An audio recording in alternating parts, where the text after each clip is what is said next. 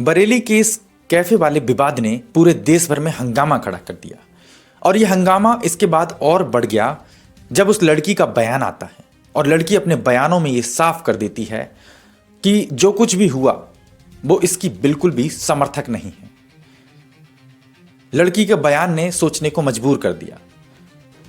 दोस्ती, धर्म, ये सवाल केवल एक छात्रा का नहीं है, ये सवाल इस पूरे समाज का हो चुका है, ये सवाल इस पूरे देश का हो चुका है। आखिर देश किन व्यवस्थाओं में पहुंच चुका है? अगर आपकी दोस्ती टूट जाए सिर्फ इसलिए कि आपने किसी का धर्म नहीं पूछा, तो क्या गलती आपकी है? नमस्कार दोस्तों, मैं हूं आशीष धनगर और आप देख रहे हैं आपका अपना चैनल द अहिल्या दस्तक। लगातार हर मुद्दे की आवाज को बुलंद करेंगे। आज ये बात केवल एक कैफे की नहीं है, आज बात सोच की है, आज बात हमारे समाज के आईने की है। वही आईना जिसमें देख करके समाज अपने आप को बदलने का भरपूर प्रयास करता है, लेकिन कुछ ऐसे किस्से जो शायद नहीं बदलने देते हैं। बरेली का मशहूर द डैन कैफे, जहां बर्थडे पार्टी के दौरान मारपीट हुई, तोड़फोड़ हुई, पुलिस तक मामला पहुंचा।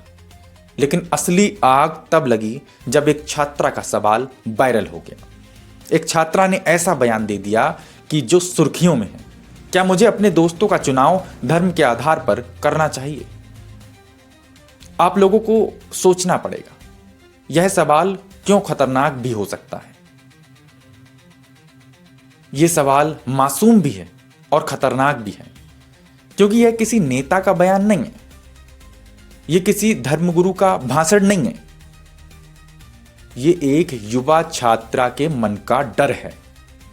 और जब युवाओं के मन में ऐसे सवाल जन्म लेने लगे तो उस समाज का भविष्य क्या हो सकता है? उस समाज को सोचना पड़ेगा, क्या दोस्ती धर्म से तय होगी? और यदि दोस्ती धर्म से होगी तो पूरी व्यवस्था चौपट हो जाएगी।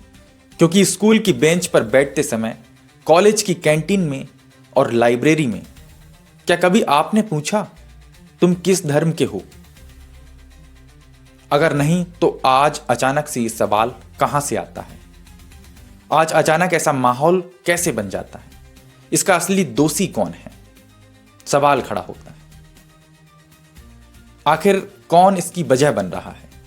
कैफे, लड़के लड़कियां, धर्म या सोशल मीडिया की जहरीली सोच? आज हर मुद्दा हिंदू मुस्लिम, धर्म जाति, हम वो में क्यों बदल दिया जाता है? आखिर ऐसी परिस्थितियां कैसे खड़ी हो रही हैं?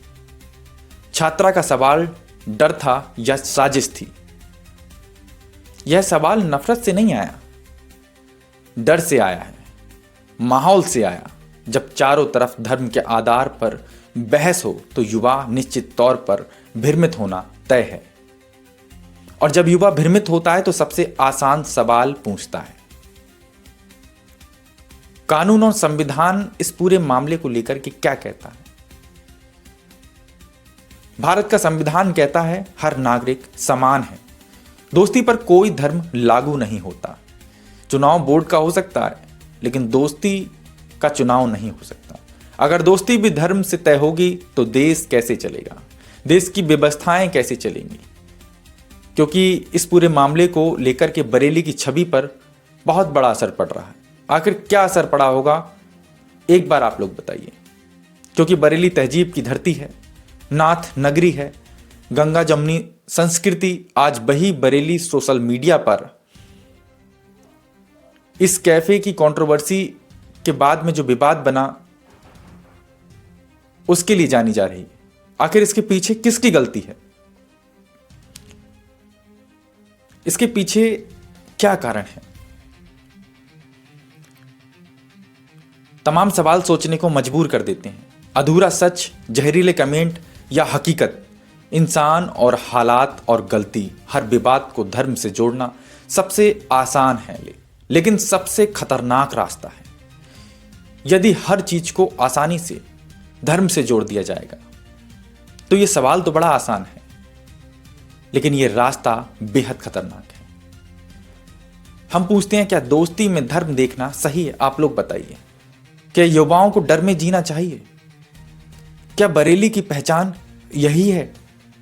या फिर हम खुद हालात सुधार सकते हैं? आप लोगों से साफ तौर पे गुजारिश है, एक बार कमेंट में जवाब जरूर दीजिएगा। क्या दोस्ती धर्म से होनी चाहिए या फिर इंसानियत से होनी चाहिए? छात्रा का सवाल सही था या गलत था, या फिर वो हालात की देन थी? और बरेली की असली पहचान क्या है?